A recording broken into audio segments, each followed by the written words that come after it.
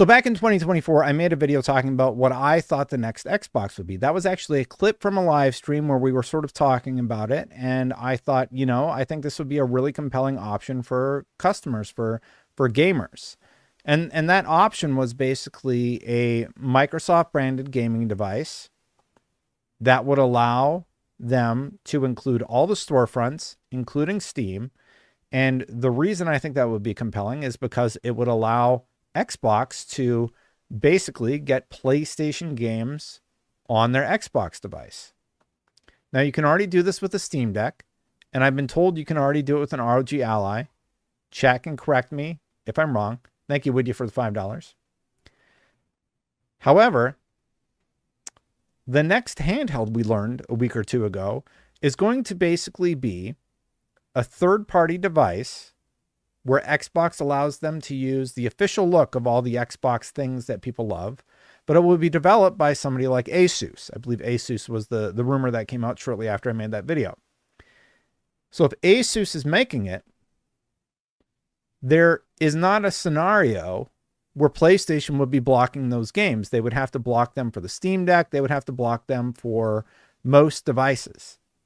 This is a way that Xbox could circumvent the idea of an Xbox, an officially made Microsoft product, while also allowing PlayStation games to play on that device.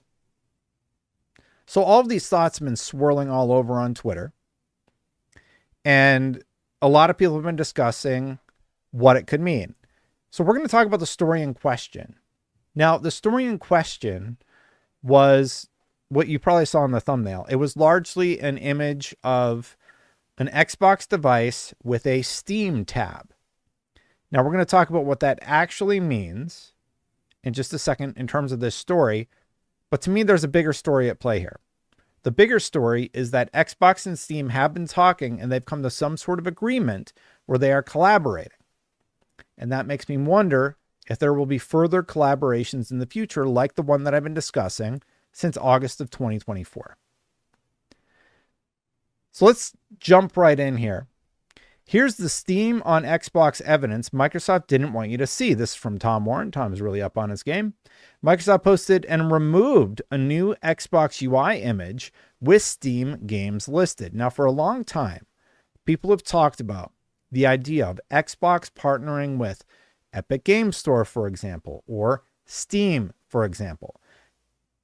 Phil Spencer even told Tom Warren in The Verge in an interview that he is open to something like the Epic Game Store. By the way, the Epic Game Store also has PlayStation games on it. A lot of people focus too much on Steam, but Epic Game Store already has things like Marvel's Spider-Man on the storefront. So we're already halfway there. Microsoft revealed earlier this year that it's combining the best of Xbox and Windows together for handhelds. And now the company is starting to drop the first hints of what that UI might look like. In a blog post about Xbox opening 1 billion doors, conveniently right around GDC time, Microsoft briefly revealed a new Xbox UI that looks a lot more console-like across multiple devices, and even appears to list Steam games. Very interesting stuff. Sounds a lot like exactly the thing people have been talking about for a long time now. Microsoft and Steam collaborating in a way to tear down the barriers that Microsoft themselves have put up when a game like Diablo launches on Steam and it launches on Xbox. Wouldn't it be nice if you purchased that game, it just worked? If the devices would be able to figure it out and just sort of work organically. I think that's what Jason Ronald over at Xbox has been working on. He works in the software team, and he is on the compatibility team. After briefly posting an image of a new Xbox UI across multiple devices, Microsoft quickly removed it once The Verge inquired about it. The image has a new Xbox UI that can be seen on a TV where you can clearly see the Steam label listed. The same UI with the Steam mention is also shown on the tablet and handheld versions. Look at that. So you can see right there on the image, and I made it clear as day on the thumbnail today. It was there.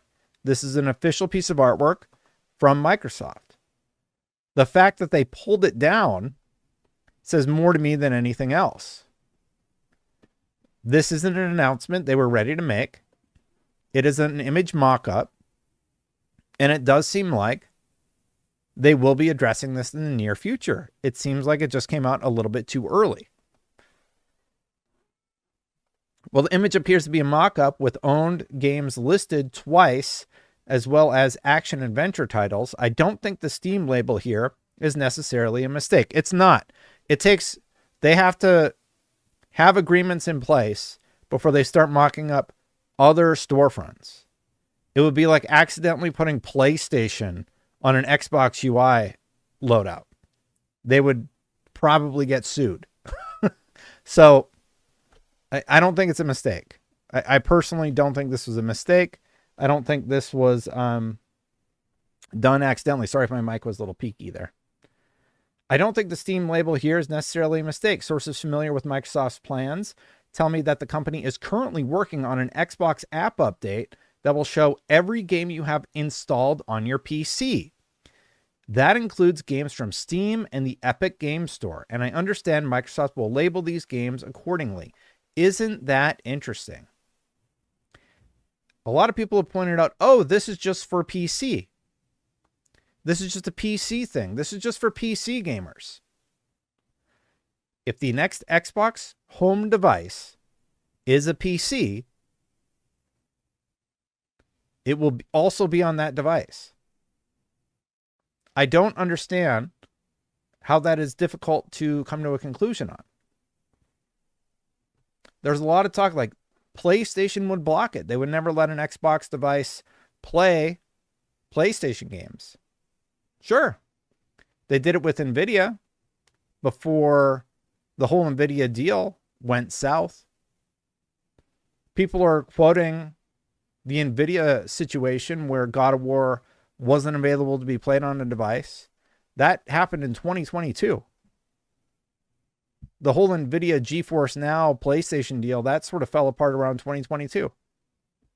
So you're referencing years old information about a deal that went south and wasn't agreed to. That's not what this is. That's not what's happening here. What's happening here is Xbox is making a handheld, and that handheld will be created by Asus. It will basically be a PC. So like all the other devices that act like a PC, Steam will be a part of that, and it will launch PlayStation games. So whatever Xbox's next device is, if it is like a PC or there's a third-party manufacturer involved for the console also, it's another situation where really you're buying a PC, but it will work like a console. And I think that's been the play for a long time. I think that's been their vision. On the same hand, PlayStation gamers will be pre-ordering Forza Horizon 5, one of the top pre-order games on PlayStation right now, while also talking about how they don't like any of the Xbox games.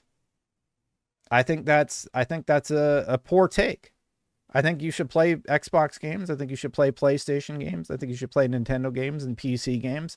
Imagine if you just played games and took what you will from them and hopefully enjoyed them. Forza Horizon 5 was like a game of the year for me. I think I voted for game of the year that year. It's wonderful. It's a really great game. And I do hope that people will stop with who won the console war. PlayStation won and Nintendo won. Xbox lost. They said it 2 years ago. So if you're out there touting about how much you won, yeah, you won. It's over. Everybody knows it's over. Except for the people still taking a victory lap 2 years after it ended. And in August of 2024, another thing I talked about was how we need to get over this idea of exclusives, because Microsoft has made it very clear. Whatever Destin said in the past about console exclusives or a game going exclusive and how it could be a good strategy, sure, that's what I thought, until Microsoft and Xbox made it very clear, yeah, we're not going to do that. we will be making games for PlayStation in the future. And any Xbox fan who is like holding on to hope that games aren't going to go to other platforms, I've said it many times. I've said it basically every stream on Sunday. That is not the future. More games are going to go to PlayStation. Get used to it. And I think the future of what Xbox is going forward is also going to look a lot different. On the same hand, as I said before, PlayStation gamers also talk about how Xbox is going third party. They sure are. Their handheld is being developed by a third party, which is why PlayStation games will be playable on the Xbox handheld device that is rumored to be releasing this year. If they do the same thing with a console-like device, it would be a similar story. And that's why I think this update could be a huge change for how we think about Xbox and Microsoft's devices, and also a positive one for the industry. Let's finish Tom's story here. I'm told Microsoft is still in the early stages of this Xbox app update, so the company might never ship the feature to list all your Steam games, but this mocked up image shows how they might show up eventually. Xbox chief Phil Spencer has also previously hinted that PC stores like Epic Game Store and itch.io, in Tom's old interview, which he's probably linking to there, could one day arrive on Xbox consoles. Microsoft has also been working on making the Xbox app the home of PC gaming. And listing Steam games in this app would certainly help. GOG has a similar system in place, so you can see games you own on PC across multiple launchers. I asked Microsoft to comment on the appearance of this Xbox app UI, but the company didn't respond in time for publication. Steam also does that. Did you know that? Steam allows you to add games that are installed on your computer and play them or launch them from the Steam store. So this isn't a new idea. This is about organization and making it easier to launch all of your games from one system. How could PlayStation get around this? Well, they could pull their games off Steam and Epic Game Store, but they're not going to do that. That's not going to happen. And a lot of people have been saying, this is never going to happen. You're wrong. Okay, let's wait. Let's see what's going to happen in 2 years. Because I think this is the play.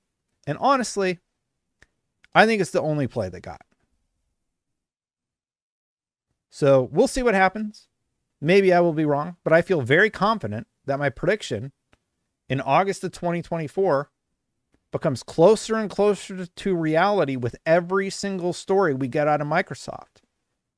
Every single story.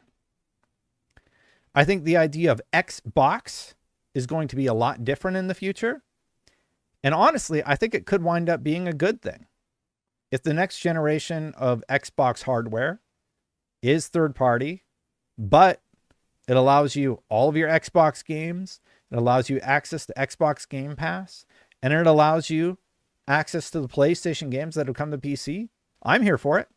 I said it in that video. Heck yeah, I'd be hyped for that. That's my take. Let me know what you think. I think that whatever the next piece of hardware from Xbox is, they could make it very powerful. And my prediction was a 2 SKU system. I rewatched the August 2024 video. I predicted $699. How much was the PS5 Pro again? It was $699. So now PlayStation has set the new standard for how much our consoles are going to cost. They're not going to go down from that, I don't think. Maybe they do $599. And then they have a 2 SKU system with a handheld. That would be $399 on the hard end. High end. So that's my hot take. That was my read on this. As soon as I saw it, I'm like, either they are working to strike a deal or something is happening behind closed doors with the UI, with the design of their system, and what their next system looks like. This is a good catch by Tom Warren. This is from their GDC 2025 presentation. Let me correct myself. opening a billion doors with Xbox. As we look toward 2025 and beyond, Xbox remains dedicated to expanding gaming accessibility across devices, simplifying, oh my goodness, I can't talk today, development workflows for creators, and delivering seamless experiences across screens, opening a billion doors with Xbox. You got, I think that's the ROG Ally. You got an Xbox Series S. You got tablet or a phone. I don't know what phone is this anyway. Got a laptop, got a TV. Here's what Xbox says. This is the official press release where the image originally was released and they pulled it down. Here's what they said. At Xbox, our mission is clear. Bring the joy and community of gaming to everyone on the planet. I guess that would include people who play on a PlayStation 5. We believe that gamers should be able to play the games they want with the people they want, anywhere they want. Central to this vision is empowering game creators to deliver exceptional content across all platforms seamlessly. Our goal is simple, to make every screen in the world an Xbox. Since the original Xbox debuted as the first game console equipped with a built-in hard drive, this kernel of innovation has been at the core of our identity. With Xbox Live, we reshaped multiplayer gaming, established an industry standard for online connectivity, community building, and digital distribution. Furthering our commitment to accessibility and choice, Xbox Game Pass introduced a subscription model that redefined how players discover and engage with games, creating new opportunities for developers to connect with audiences worldwide. Since our earliest explorations in the console space, we're proud to have led the way in ensuring that hardware and services can best meet the changing needs of the gaming audience. The gaming industry continues to evolve, presenting exciting opportunities across numerous fronts. According to a much-cited report by entrepreneur and industry watcher Matthew Ball, PC gaming alone has grown 20% since 2021. We're also witnessing significant traction in emerging play styles such as handheld devices and streaming platforms. Cloud gaming in particular has expanded rapidly, allowing us to reach players across a variety of screens and devices. And this is exactly why Microsoft wanted to diversify their portfolio early on. This is why PlayStation is now figuring out how they choose to diversify their portfolio. And I think it's an exciting time to be a gamer, honestly. Xbox is out there doing something radically different than anybody else. PlayStation is sticking with the tried and true.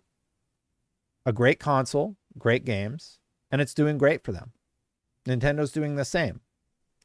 I think Xbox is figuring out a way to tear down barriers, and I'm excited for it. Carlos says, do you think there's any chance that the next Xbox console might be hardware backwards compatible with all previous Xbox console generations? I do. It will be, and Phil Spencer committed to as much many, many years ago. Younger generations, and this is very important, including Gen Z and Gen Alpha, increasingly engage with games across multiple devices. Over half of these younger players regularly switch between platforms, expecting seamless gaming experiences similar to their interactions with services like Netflix and YouTube. Our data shows this multi-device player demographic now constitutes 1/3 of all gamers, but accounts for 2/3 of spending, highlighting their importance for future growth. Let's read that back again. Our data shows this multi-device player demographic constitutes 1/3 of all gamers. 1 out of 3 gamers are one of these people, but they spend 2/3 of the money. Out of all the money spent on gaming, this group accounts for 2/3 of it, highlighting their importance for future growth. So all the money going into the gaming ecosystem, it's coming from these Gen Zers. And you know what they want? They don't care what device they play on. They just want to know that their experience is still intact when they go there. Does that sound at all leading from Xbox? Like maybe they said, well, what could we do to ensure that this Gen Z and Gen Alpha demographic is able to access as many of their games as they possibly can on the next generation of Xbox. Because that's the experience you get on PC. You eventually get all the PlayStation games. What do we not have from PlayStation on PC at this day? We got Last of Us 2. We got Ghost of Tsushima. We got Helldivers 2. We had Concord when it was out.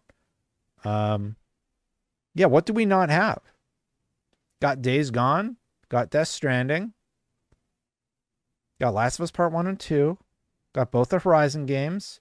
Got Spider-Man. Got Spider-Man Miles Morales. Got Marvel Spider-Man 2. God of War. God of War Ragnarok. What do we not have?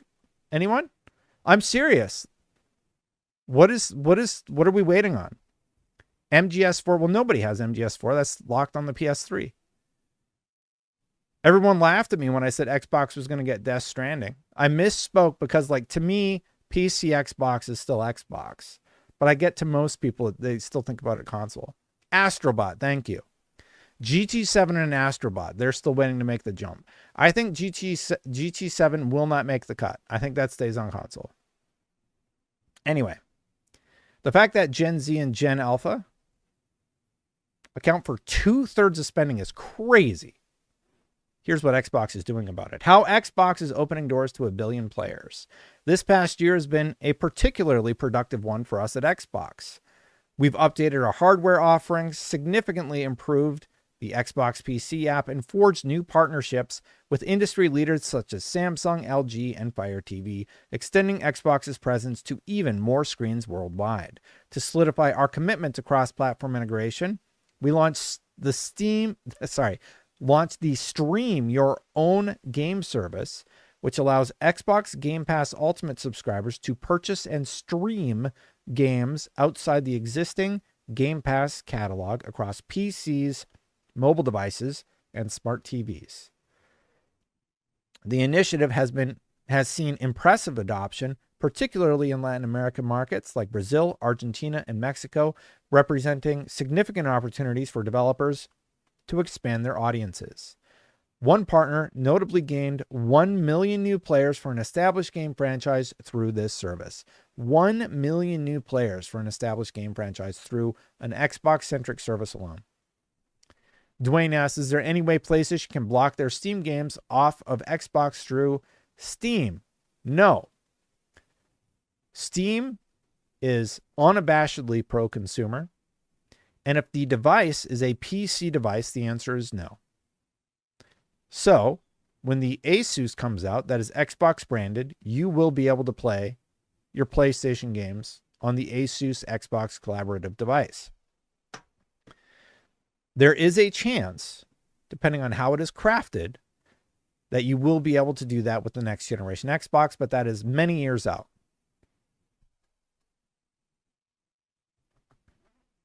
We've also expanded the Xbox Play Anywhere initiative, which allows players to purchase a game once and play it across PC, Xbox consoles, and supported handhelds, with cross-save and cross-progression.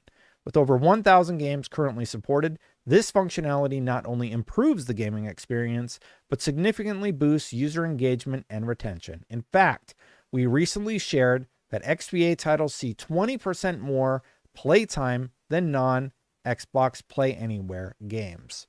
So when it's Xbox Play Anywhere, people are playing more. Thanks to our continued commitment with products and features like these, cloud gaming represents one of Xbox's fastest growing sectors, achieving strong year-over-year growth. Currently, Xbox Cloud Gaming reaches over 100 million devices, including TVs, streaming sticks, and VR headsets.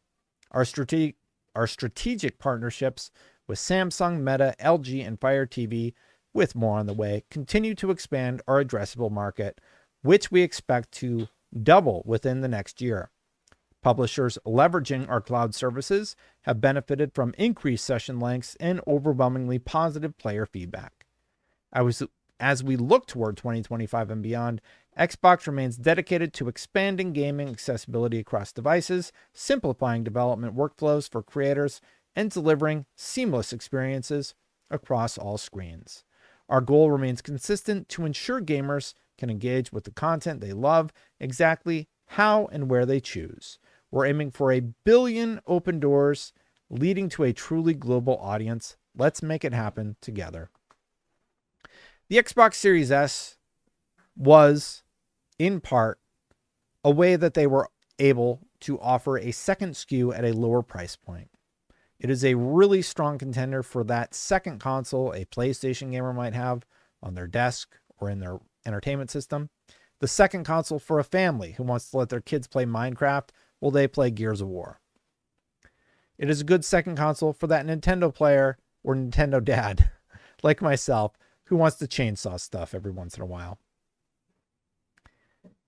It was also a way that they would tell developers, you need to optimize for this device. Why?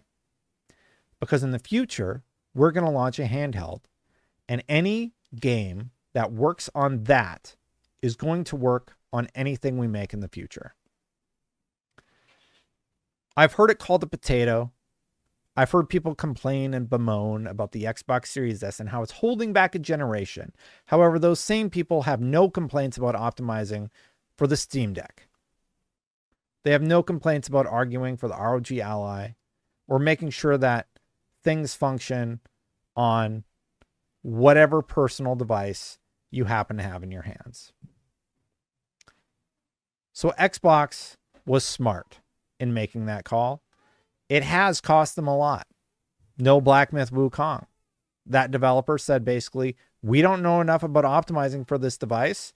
We're not going to dedicate the resources towards figuring it out. And it's just one of the examples that come to me off the top of my head. But they have lost some big games to that. And that's really unfortunate, and that sucks for the Xbox gamer. But 99.9% of games work on the Series S, and 99.9% of games have come to the Series S. Some optimize better than others. And I think the long play on that is the Xbox handheld. Whatever that handheld is, we'll be able to play every Xbox game. And as technology pushes further and further, it will look better and better. Because you don't have to render at 1080. You probably don't even have to render at 720. But it'll work. And I think that was what the plan was the whole time. Phil Spencer seemed to indicate as much when we interviewed each other, or when we spoke to each other during the interview.